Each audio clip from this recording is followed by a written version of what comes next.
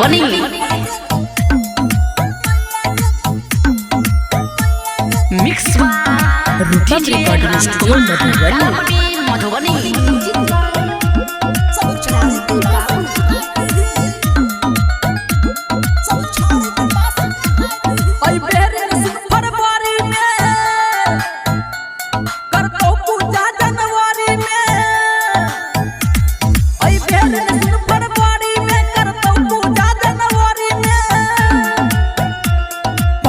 बजे तो आरती देखे तो ओकरो किस्मत चमकाई दी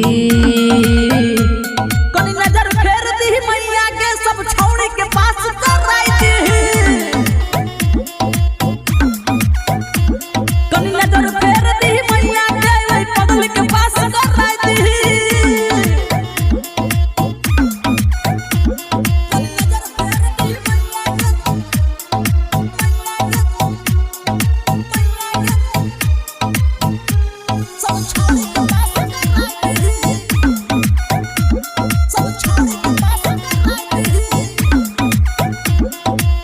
कहनी उपकार में ओकरो पकड़ई रहे छै टेंशन में दिन रात पढ़ई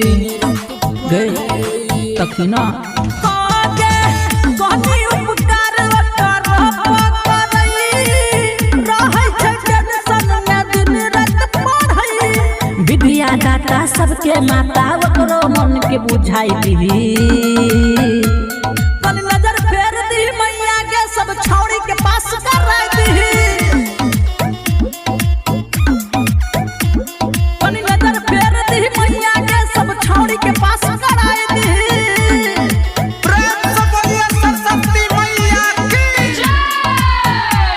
कनी नजर फेर दी मैया के singing by Rupam Singh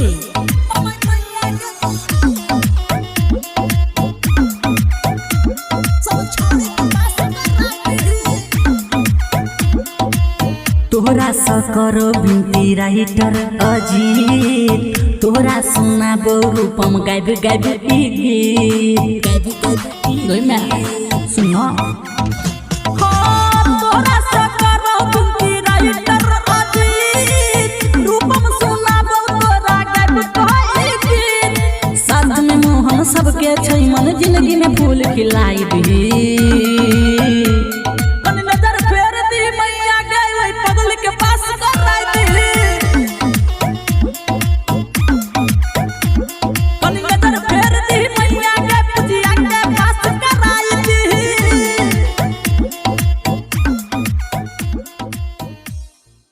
mix